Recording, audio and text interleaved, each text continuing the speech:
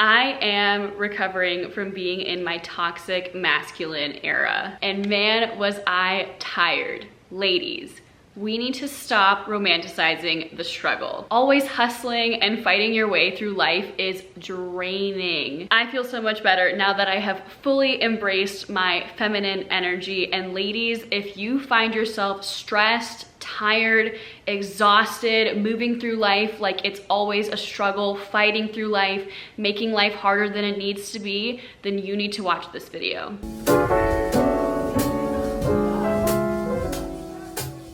Hi friends, my name is Caitlin if you're new here, and on this channel we talk about all things fashion, beauty, femininity, lifestyle, and mindset, just overall romanticizing your life and living the soft life. So if that sounds like a community that you're interested in joining, please feel free to click the subscribe button down below and join my growing family here on YouTube. I am so happy to have you on today's video. And before I get into the video, if you are interested in fashion in particular, you might want to check out my Instagram at Caitlin Mahina. I post mostly fashion focused and more like inspirational, sort of romanticizing my life content over on my Instagram. Or if Instagram is not your thing, I am now posting on TikTok and Pinterest as well. So feel free to follow me on any of my social media channels, whichever one you find yourself on the most. And without further ado, let's go ahead and get into the video. So what is masculine and feminine energy? The first thing that I'm gonna point out here is that the point of this video is not to go super in depth on what masculine and feminine energies are and the differences between the two, but in order to get into the topic of this video, which is how I healed myself and sort of left my toxic masculine behaviors behind in order to become a better person and a much happier person that enjoys life so much more, and it's just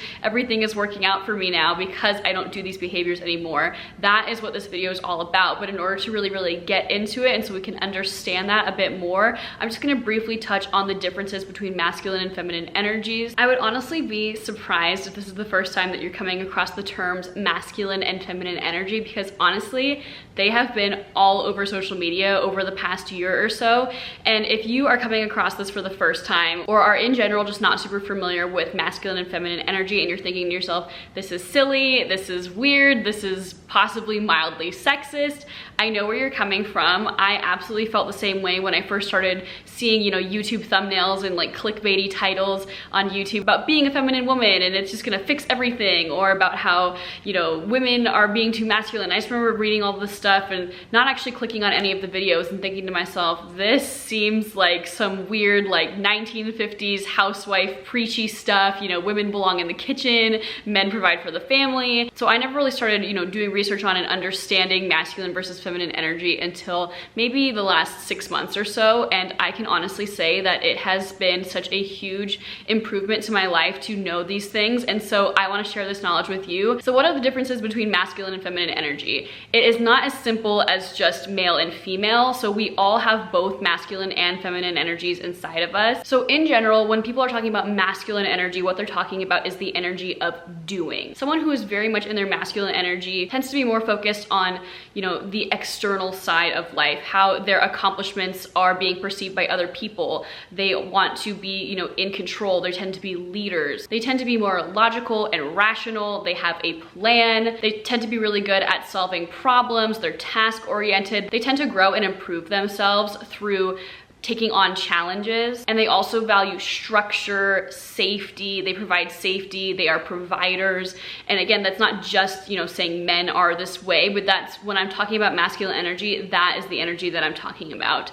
And then feminine energy on the other side, it tends to be more of the energy of just being. It is the energy of being in touch with your intuition, being in touch with your emotions. It's nurturing, it's healing. It tends to be more loving and understanding and compassionate. It is also the energy of receiving, of reflecting, of healing others, appreciating the little things, appreciating beauty. It is also the energy of creation, and someone who is more in their feminine energy tends to sort of grow more through praise and from like internal validation of feeling good about what they're doing, rather than someone who's in their masculine energy who, like as I mentioned before, tends to grow through challenge and being perceived as someone who is of high status and who has had like a lot of accomplishments. But we all have both within us. It's kind of like the duality that most people find themselves having within themselves, or most people either identify as one or the other. And I'm not trying to say that either one is particularly good or particularly bad. There's also such thing as the wounded masculine energy and the wounded feminine energy. This is also referred to as like the shadow feminine and the shadow masculine. And the way that I like to think about these things is as kind of like the inverse of what I just described for both characteristics. So what I just told you about masculine and feminine, those are kind of like, you know, the best versions of a masculine and feminine energy person.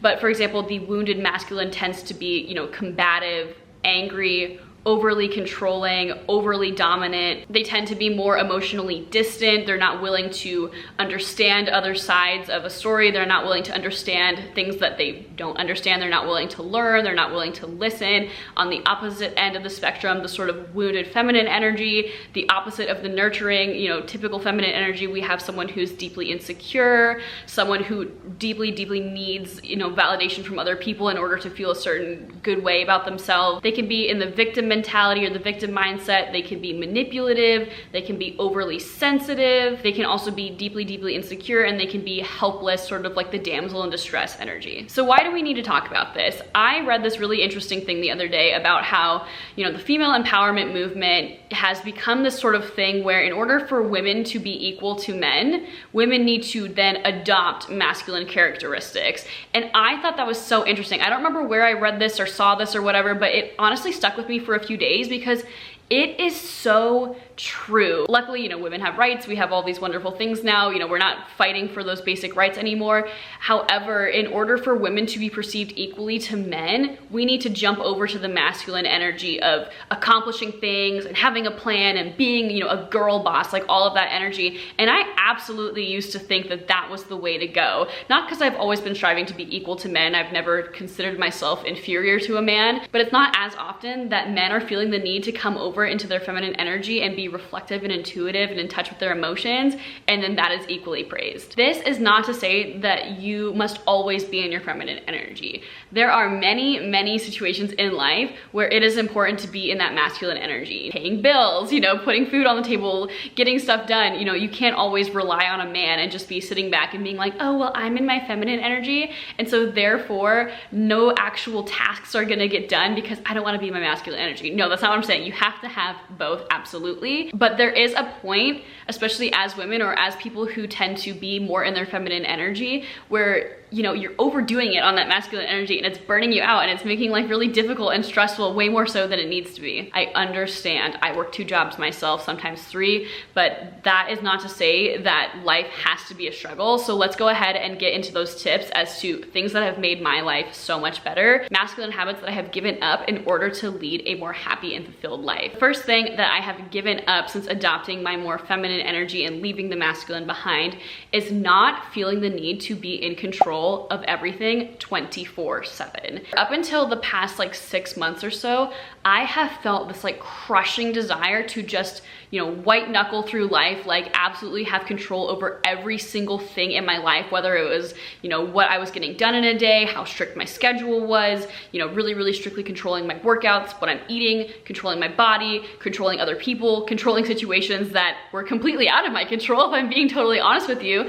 And that is such an angry, unhappy place to be in. And as I mentioned before, the masculine energy tends to be more the taking charge, getting stuff done, being the leader energy. But there's a difference between leading and having a plan and sort of just, you know, having a sense of direction and this intense, toxic, like grip on control. And honestly, feeling the need to control everything 24/7, I have learned for myself through like deep inner healing and inner work, it comes from a fear-based place that is just not healthy. There's no need to be afraid that your life is going to fall apart the second that something is not 100% within your control. Trust me, giving up on feeling the need to control every single thing in your life is liberating and stress-free, and things will still get done, I promise. The second habit that I'm giving up is somewhat related to the first one, and it is not going with the flow, not being able to go with the flow. Up until quite recently, I had absolutely no room in my day-to-day life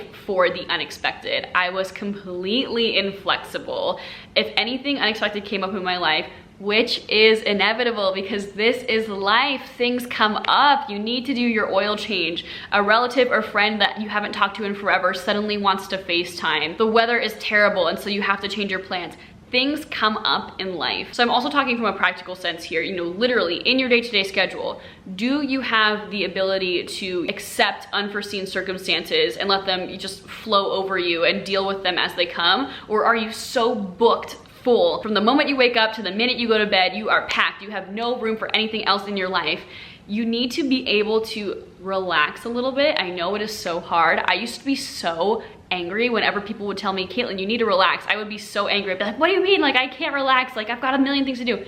It's actually not that serious. Like, it's actually not that deep. So what I'm trying to say is if you're watching this video and you're thinking to yourself, like, girl, I have a busy schedule. I understand, we are all busy. I promise you that everyone is busy. So sitting there and being like, oh my gosh, I don't have time, like no one understands me, I have a million things I need to do. Not every single thing that comes into your life is like instantly a problem. Like you're allowed to go with the flow, you're allowed to sort of ride the wave and things are gonna be just fine. Life is gonna move on. Not every single thing that comes up against you is immediately, you know, a cause for concern. It's going to be okay. Learn to relax and just let life happen to you. It's going to be fine. Speaking of relaxing, habit number 3 that I have given up is not being able to just relax and have fun. So when I was in that aforementioned like super packed schedule, everything sucks, no one understands me, life is so hard, minor inconveniences are like huge problems. When I was in that mindset, I wasn't having fun. And I understand not every single second of the day gets to be super fun. We all have responsibilities. We have,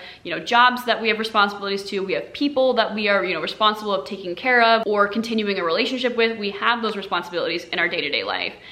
But that does not mean that there is no room for fun. For example, say you have to cook dinner for yourself or for your family. You can approach this from the mindset of like, oh my gosh, you know, you're cutting your vegetables. This is me cutting vegetables. You're cutting your vegetables and you're like, oh my gosh, like no one's helping me. No one's lifting a finger to help me. This is insane. This is ridiculous. No one in this house does anything for me.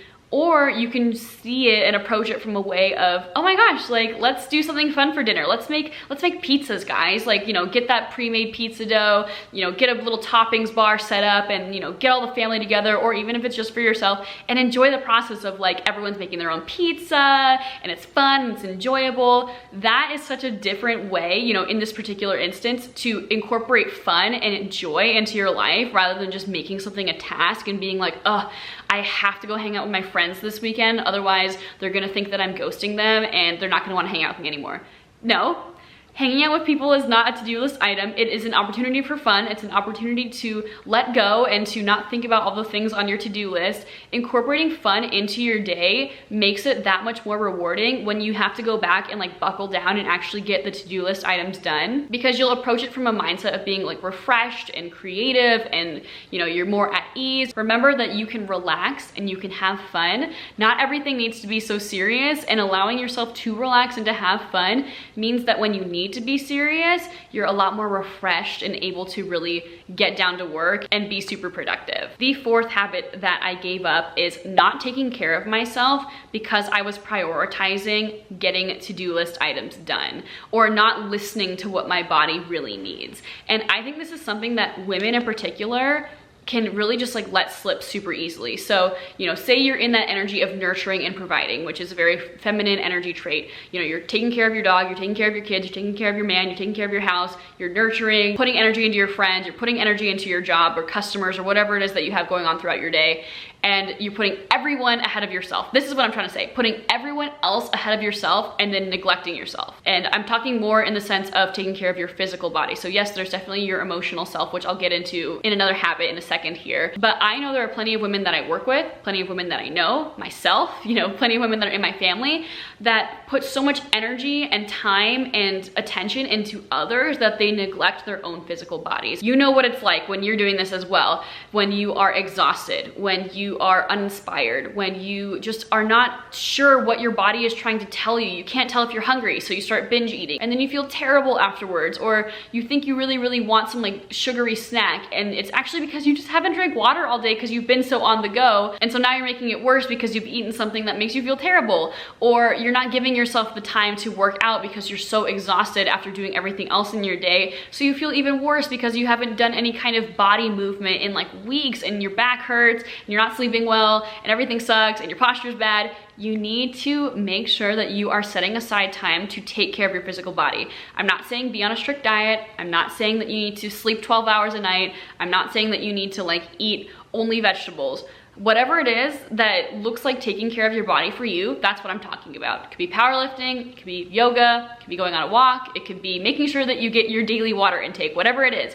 You need to make sure that you are prioritizing your own health and taking care of your own body, because if you don't have that, you don't have the energy in order to do all those other things and give to all those other people. It's that saying that we hear over and over again that you can't pour from an empty cup. If you feel like absolute garbage, which we all do from time to time, sometimes what I'll do, and I highly recommend this to you, is to sit down, like whether it's literally just laying in bed, I don't know why I'm doing this, or just sitting down, or just finding a quiet moment and just really feeling to yourself, why do I feel like garbage right now?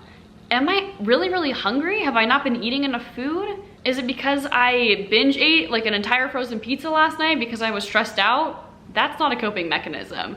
Have I not had my water? Have I not been sleeping enough because I've been texting that man all night that is not giving me what I want? You know, whatever it is, prioritize yourself first.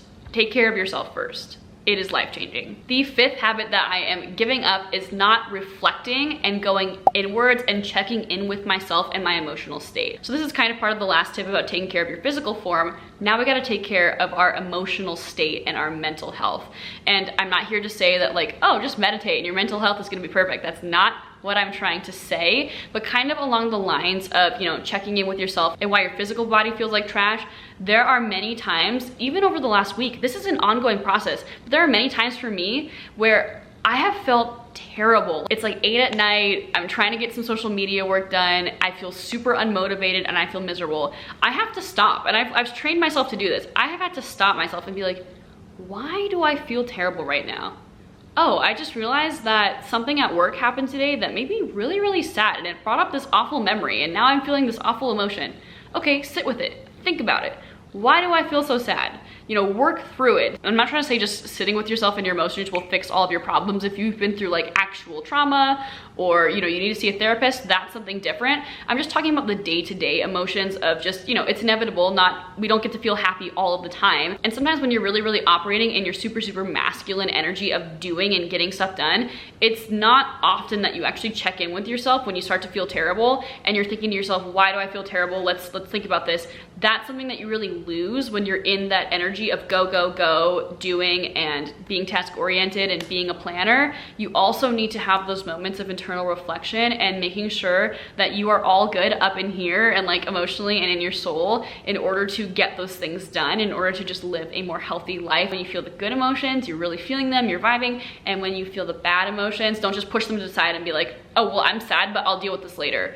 When later comes, you're gonna explode and you're gonna be crying and hysterical, and a minor inconvenience is gonna set you off. Make sure that you are regularly checking in with yourself and dealing with those stressful emotions and allowing yourself to feel them and not just bottle them up. Habit number 6 that I am giving up in order to be a more feminine woman is not checking in with myself and deciding what it is that I want for myself. So I'm kind of talking about goals here, and I did an awesome video about how 2023 is going to be the best year of my life, and we are well on the way to making this the best year of my life. I am so proud of myself, but feel free to check out that video. I'll link it somewhere up above. And part of that video, something that I talked about when it comes to getting clear on your goals and goal setting, is making sure that the goals that you are setting and the things that you are directing your energy towards are things that you want for yourself.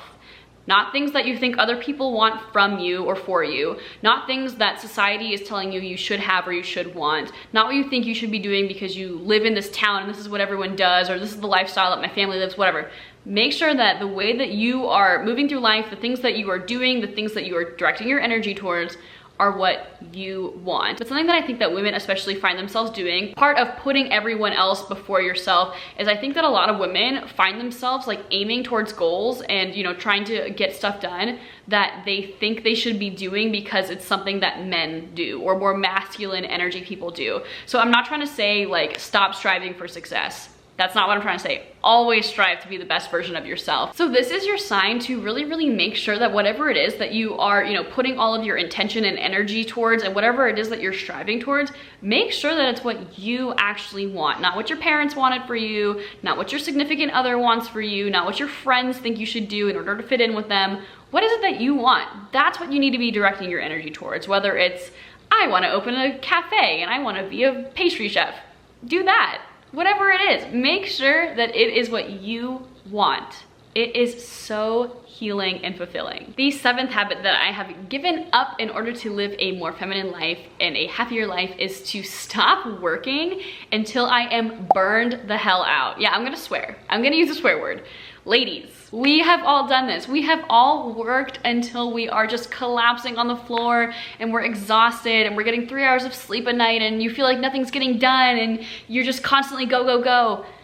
The hustle culture mentality is not the way to move through life. And I think this is kind of like a collective awakening that we've been experiencing lately. I've seen lots of people online, a lot of sentiments online about hustle culture is not the one. I feel like hustle culture was like seriously taking over the world up until 2020 when we were all forced to stop hustling essentially. And here's the thing that you have to realize for yourself, or that no one will tell you about hustle culture. Most of the time, the work that you're doing is making your life harder than it needs to be, or it's entirely unnecessary.